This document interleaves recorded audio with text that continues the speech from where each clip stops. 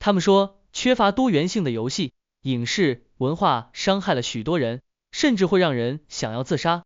但是，真正伤害人的，不应该是阶级压迫和战争与冲突吗？今天我要和大家讨论的是，政治正确是否在掩盖更深层次的问题？阶级压迫、战争的问题太大，我说不清，先跳过。第一部分，转移对阶级问题的关注。很多学者和批评家已经指出，政治正确有时会起到一个反作用，它往往将公众的注意力从社会中的根本问题上转移开，尤其是经济不平等和阶级压迫问题。诺姆·乔姆斯基是其中一位批评者，他曾多次提到，政治正确过于强调文化和语言的规范，却没有触及社会的核心矛盾。我们要记住，在资本主义体系中，真正压迫人们的往往不是语言或文化问题，而是经济体系的不平等。政治正确通过专注于如何正确称呼某个群体、性别认同或者种族问题，表面上似乎是进步的，但它掩盖了更为重要的经济议题，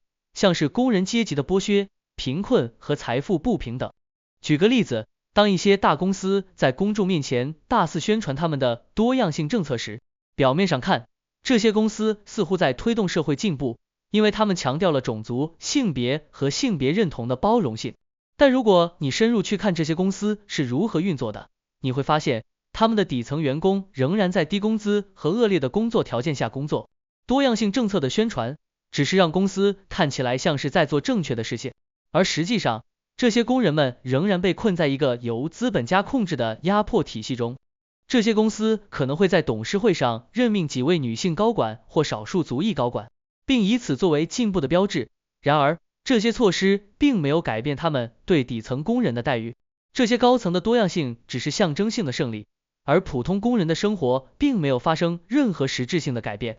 这正是政治正确通过文化象征转移注意力的典型案例。政治正确让公众聚焦于表面的符号胜利，比如公司是否有多样化的管理层，媒体是否更包容不同身份的人群，甚至学校是否尊重多样化的文化表达。但这些表象背后的真实问题，工人们的低收入、工作场所的剥削、工资与生活成本之间的巨大差距却被忽视了。这是精英阶层用来转移公众注意力的一种策略，他们通过展示一些象征性的文化进步，来掩盖资本主义对工人阶级的系统性压迫。在这种情况下，许多人被引导认为社会正朝着更加公平、更加进步的方向发展。然而，工人阶级的现实困境却被遮蔽了。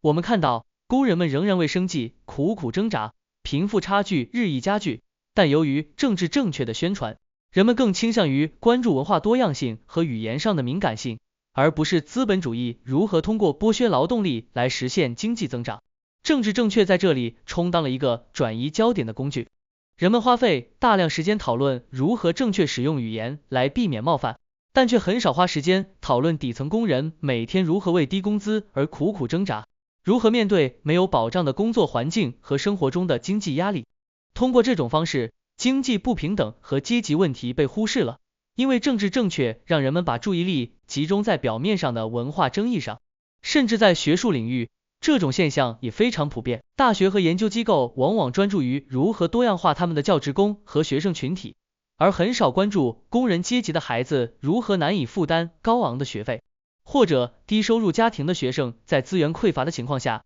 难以追求更高的教育目标。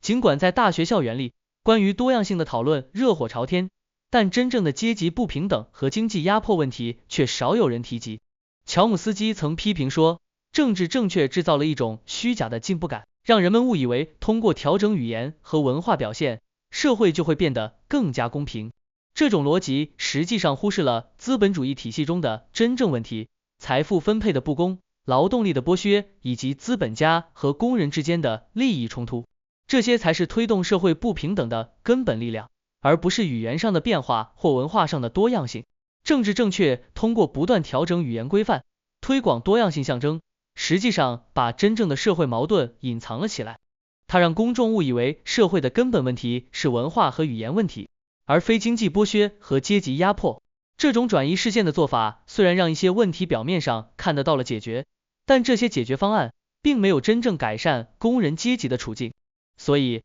真正的社会进步不应该只停留在文化和语言的变化上。我们需要把注意力重新放回到阶级问题上，讨论工人阶级的真实困境，揭示资本主义体系中的不公，而不是仅仅依赖政治正确带来的表面进步。只有这样，我们才能真正应对社会中最根本的不平等和压迫。第二部分，身份政治与阶级压迫的矛盾。身份政治在现代社会中得到了极大的关注，它通过强调种族、性别、性别认同等群体特征，来推动平等和包容的目标。虽然身份政治在某些方面促进了社会的包容性，但它也在某种程度上与阶级压迫形成了矛盾，甚至可能削弱了对阶级不平等的关注和反抗。马克思主义的核心观点一直认为，社会的主要矛盾是资本家阶级与工人阶级之间的冲突，也就是说，社会不平等的根源在于经济上的剥削和财富分配的不公。工人阶级在资本主义体系中受到压迫，他们的劳动被剥削，财富被集中在少数资本家手中。然而，身份政治的兴起，尤其是与政治正确相结合后，开始把社会问题的焦点从经济剥削和阶级斗争转移到了文化和身份认同上。一个典型的例子就是上文提到的企业推行的多样性政策。这些公司可能会通过任命一些少数族裔或女性担任高层职位，来展示他们在多样性方面的成就。然而，底层的工人无论他们的种族或性别，仍然生活在被剥削的环境中，面临低工资、恶劣的工作条件和不稳定的就业状况。公司的多样性政策只是在高层进行表面上的修饰，掩盖了底层工人所面临的真实困境。在这种情况下，身份政治通过强调种族、性别等身份特征，成功的在文化上取得了一些象征性的胜利，但它忽视了工人阶级的现实需求。阶级问题被身份政治所掩盖，当公众的关注点集中在种族和性别问题上时，阶级不平等和劳动剥削的问题就会被淡化。这种现象让人们误以为，通过改变高层的种族或性别构成，社会就实现了平等，但实际上，阶级压迫仍然在继续。齐格蒙特·鲍曼等社会学家批评身份政治的另一个问题是，它削弱了工人阶级的团结。马克思主义强调，工人阶级的力量在于集体的斗争和团结，不论种族、性别、国籍，工人们都有着共同的利益，即反抗资本主义体系中的剥削。然而，身份政治却把工人阶级内部按照种族、性别等身份划分开来，这种分裂削弱了工人阶级团结的力量。工人不再作为一个整体来反抗阶级压迫，而是被分散为不同的身份群体，各自为自己的利益而斗争。这种身份上的分裂，导致工人们无法集中力量去抗争资本家阶级的剥削，反而被引导去争取象征性的文化胜利。比如，一些工人可能认为，解决种族不平等比解决工资不平等更重要，而另一些工人可能觉得性别平等应该优先于劳动条件的改善。这使得阶级压迫的问题变得次要，而身份政治的议题则被推到了优先地位。此外，身份政治往往强调个人的身份特征，而忽视了经济上的共性。比如，身份政治可能会强调一个人的种族或性别遭遇了不公，但他没有将这些不公的根源追溯到经济体系中的阶级压迫。因此，身份政治的解决方案通常是象征性的，例如通过法律保障某个群体的权利，或通过多样性政策提高某个群体的代表性，而不是从根本上改变资本主义剥削的结构。这种现象不仅存在于企业中，在政治和社会运动中同样如此。例如，很多现代社会运动过度关注种族和性别问题，忽视了经济不平等的根源。许多关于少数族裔和性别平等的运动，虽然在文化和法律上取得了一定的进展，但对于真正改变工人阶级的处境没有太大帮助。无论是在工作场所还是在社会福利方面，工人阶级的基本权利仍然受到资本主义体系的压制，而这些运动往往没有针对这种压迫提出有效的解决方案。举一个实际的例子，在关于性别平等的讨论中，许多组织和公司会强调要在高层职位中增加女性的代表性。这些目标听起来很合理，但他们并没有真正触及工人阶级的基本问题。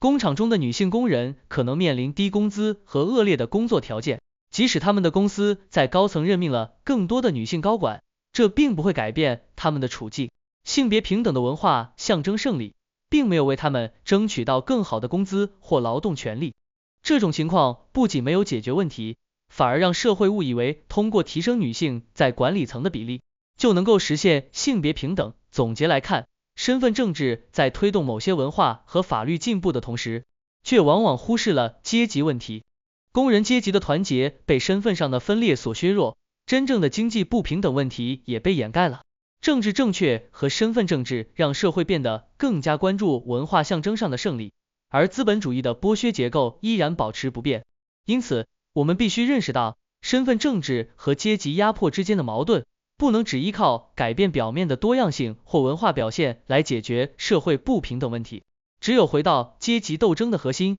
才能真正推动社会进步，改善工人阶级的处境。第三部分，精英控制和服从性测试。政治正确不仅仅是一种道德上的规范，或者是关于如何使用正确语言来避免冒犯，它还被一些人批评为精英阶层控制大众的一种手段，甚至可以说是对大众的服从性测试。这种服从性测试可以轻易地划分出容易被煽动控制的人，或者不容易被煽动控制的人。同时通过强调道德高地，精英阶层利用政治正确确保普通大众的言行符合特定的社会规范，任何偏离这种规范的行为或言论，都会被迅速贴上种族主义、性别歧视、恐同等标签。这不仅限制了言论自由，还创造了一种高度紧张的社会氛围，人们必须时刻警惕自己是否在遵循政治正确的规则。斯拉沃热齐泽克等思想家提出，精英阶层利用政治正确将社会讨论引导向表面的文化和身份政治问题，从而避免真正的结构性经济问题，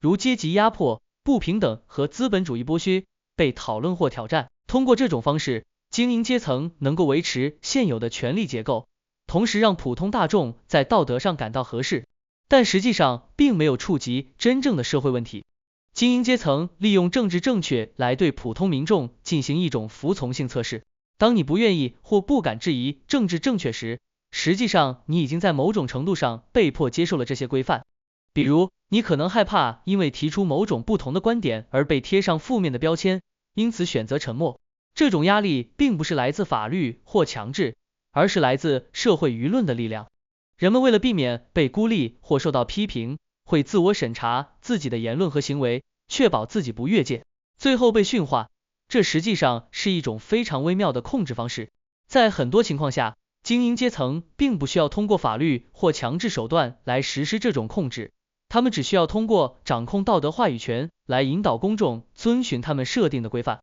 这就是为什么政治正确被认为是一种服从性测试，它让公众展示出对这些规范的服从性和顺从度。如果你选择违背这些规则，社会舆论会迅速将你排除在外，服从的人则被驯化。更重要的是，这种服从性测试不仅仅限于个人的言论，还扩展到了整个社会的行为模式。例如，在某些大公司或机构中，遵循政治正确已经成为一种标准。企业高管们通过推行多样性政策，倡导包容性和文化敏感性，来显示他们符合社会期望的进步形象。然而，正如前面所讨论的，这些政策往往只是表面上的展示，并没有实质性改变公司的剥削结构。高管们通过展示他们的道德进步，避免了真正改变劳动条件、提高底层工人待遇等实际问题的讨论。这也是精英阶层通过政治正确维持自己权力和地位的一种方式。在这个过程中，社会的真实问题被掩盖了。通过让人们将注意力集中在文化和语言规范上，精英阶层成功地转移了公众对更重要的社会经济不公问题的关注。许多复杂的社会议题，比如工资差距、劳动剥削、阶级不平等等，被简化为语言问题、身份认同问题或者文化差异问题，而这些更具根本性的问题则被忽视了。这就是为什么我们说，政治正确不仅仅是一种道德规范，更是一种对社会控制的工具。它让普通民众通过遵循这些看似进步的规范，展示出对精英阶层的顺从。那些不愿遵守政治正确规则的人，会被迅速排除在社会的主流话语之外，甚至可能面临舆论的攻击或社会的孤立。另一个例子可以看到这种现象的运作，在学术界或媒体界，许多人因为害怕不符合政治正确的标准而选择自我审查，例如，学者可能避免研究某些有争议的话题，记者可能在报道某些事件时选择性忽略某些事实，以避免引发社会舆论的负面反应。结果，言论的多样性受到了压制，社会的真实讨论变得越来越狭隘。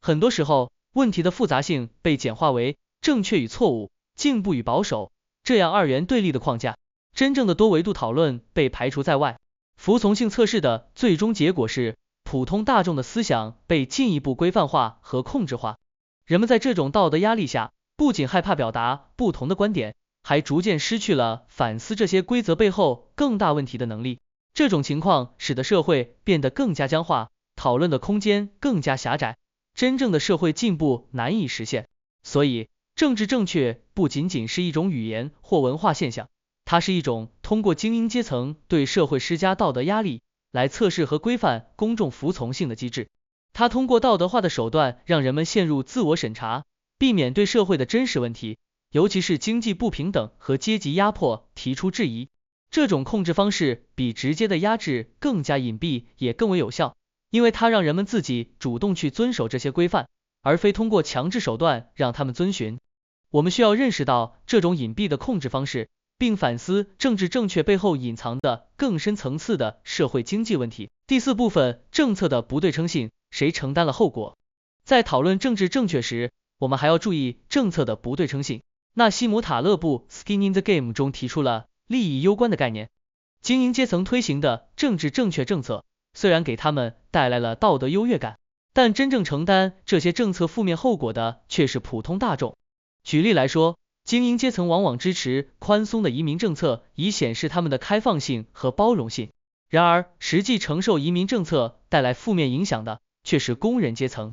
他们不得不面对失业竞争、工资下降以及公共资源的紧张。政治正确在这里成为了一种工具，精英们利用这些政策获得道德上的优越感，而工人阶级却承担了政策带来的后果。这种不对称性不仅体现在移民政策上，还存在于性别平等政策和环境政策等其他方面。精英阶层通过推广这些政策塑造了进步的形象，却不需要真正承担政策的负面影响。反之，普通人却要面对更高的生活成本、更少的工作机会以及资源分配不均的问题。这就是政治正确掩盖阶级压迫的核心问题。精英阶层通过推动这些政策获取道德利益，而真正为政策付出代价的是那些已经在社会中处于劣势的工人阶级。最后，通过对政治正确的深入分析，我们可以看到，它已经不仅仅是关于语言和文化的讨论，它成为了一种精英阶层用来控制话语、掩盖阶级压迫的工具。精英阶层通过推广政治正确确保了自己的权利和地位，同时将政策的负面影响转嫁给普通大众。然而，社会真正需要的是对这些核心问题的公开讨论，而不是被政治正确的框架所限制。我们必须拒绝接受由精英阶层施加的道德高压，重新开放一个自由、包容的公共讨论空间，真正关注经济不平等和阶级压迫，而不是仅仅停留在表面的文化进步上。只有通过对这些深层次问题的讨论，我们才能推动社会的真正进步，创造一个更加公平和公正的社会。言论自由和思想多样性是社会进步的基石，只有打破政治正确的桎梏，我们才能实现真正的平等与公正。